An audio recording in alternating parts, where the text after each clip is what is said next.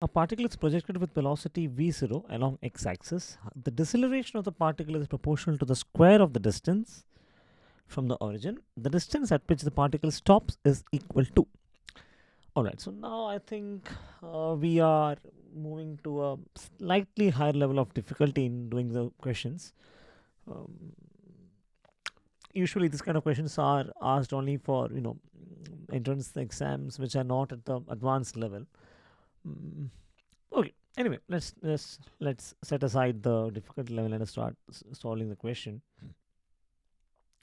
So let us assume that what's given, the deceleration what is proportional to the square. Okay, so what's given is deceleration, right, which is say a, is proportional to the square of the distance.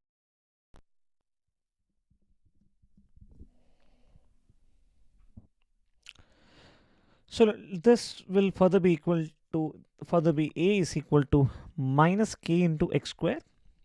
Okay, in which case I may have to alter the option here. So let's take that every option here is 3v0 by not 2a. Let us assume that to be 2k. Okay. So if a is equal to minus k square, see what is basically a is equal to? A is acceleration, which is equal to rate of change of velocity dv by dt, which means I can write here that dv by dt is equal to minus kx square minus k x square, in which case what is dv is equal to? Dv is equal to minus k x square into dt, right? Now, so dv, what is dv is equal to? See, what is v? V is velocity, and what is velocity is equal to? Velocity is equal to dx by dt. Okay, so we are going to, what we're going to do is we're going to do a small rearrangement here. And how will it look like? I'll tell you. See, we have written here dv is equal to minus k x square into dt. Okay, further what I'll write is I'll divide here by dx and multiply it by dx, in which case dx by dx is 1, right? So that concept remains simple. Dx by dx is 1, and then we have dt here, which means we will be back to the same equation. All right, further I'll write dv is equal to minus kx square. Now have a look at what we've done here. See, what is dt by dx? From here, dx by dt, see, v is equal to dx by dt, in which case what is the reciprocal? dt by dx will be equal to 1 by v. Simple. So I'll bring in this 1 by v here. So I'll write this as 1 by v into dx. Taking this derivation further, I can write that dv is equal to minus kx square into dx, and this time I'll bring this v to the LHS. So we have v dv is equal to minus kx square into dx. All right. Now I'll rewrite this equation again. Okay, we don't need this part now. So I'll rewrite this equation again, which is v dv is equal to minus kx square times dx. Now what I'll do is I'll integrate on both sides. But while integrating, we need to know the limits. So we need to know the limits of velocity as well as the displacement. See, it is given that a particle is projected with velocity v0, right? The deceleration of the particle is proportional to the square of the distance. Now, when the particle is projected with velocity v0 and it is decelerating, we know that at some point of time, the maximum, the deceleration will cause the velocity to become 0, which means the initial limit of velocity will be, the initial value of velocity will be v0, and it will eventually reach 0. Now, what will happen to displacement? See, displacement, we know that we have to find out the corresponding displacement with respect to v0 and 0, that is final and initial. Now, when the body has started moving, the velocity was v0, and since the motion has just begun, the displacement would be 0. And when the body has attained zero velocity, which means it has undergone deceleration, which means it has undergone some motion, let us say the final displacement be equal to, is there any values, any alphabet specified here? No, let us say the displacement is equal to s. Okay, so I repeat, the initial velocity was v0, the motion has not begun, the displacement is 0. The final velocity, the body came to rest, in which case it has moved some distance, which I called as s.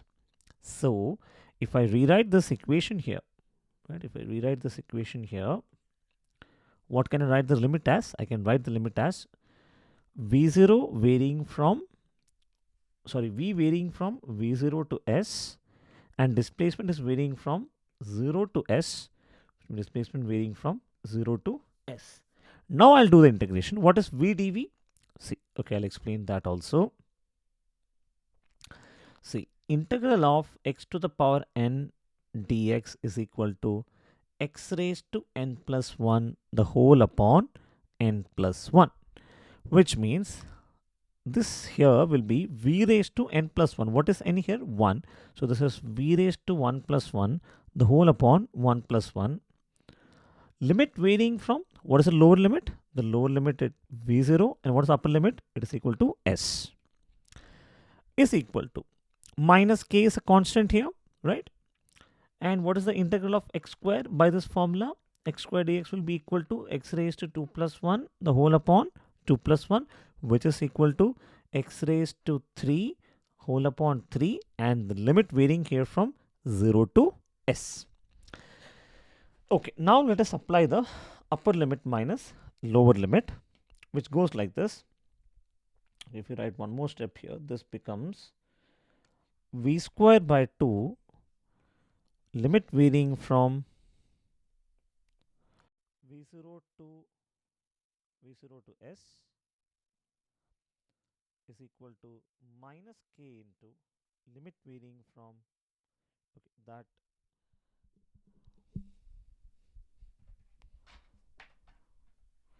doesn't make much difference here. It becomes minus x cube into x cube by 3 varying from 0 to s. Okay, not v0 to 0, right? Okay, I made a mistake. It's not v0 to s, it is v0 to 0.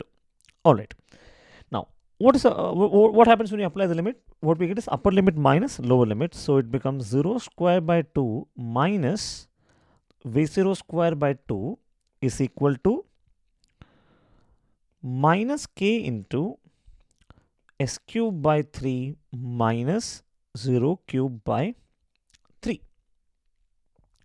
which further becomes minus v0 square by 2 is equal to minus k into s cube by 3. So what is that we are asked to find out? We are asked to find out the distance or the displacement here. So we need to express this whole equation in terms of s. So what I'll do is I'll take 3 to the other side, minus and minus cancel. So we get 3 by 2 into v0 square the whole upon k is equal to s cube. All right. So let me write it once again. So s cube is equal to 3 by 2 v0 square by k. Okay, 3 v0 square by 2 by 2k is what we are looking in the option. Okay, 2k. And since it is s cube, if we take 1 by 3 on both sides, so let me write down that also. So we have 3 v0 square by 2 the whole upon 2k. Now what I'm going to do is I'm going to take the power of 1 by 3 on both sides, the whole raised to 1 by 3. What will happen to the LHS? See, 3 into 1 by 3 becomes 1. So we get s is equal to 3 v0 square by 2k the whole upon 1 by 3, which makes the correct option as option 3v0 square by 2k, option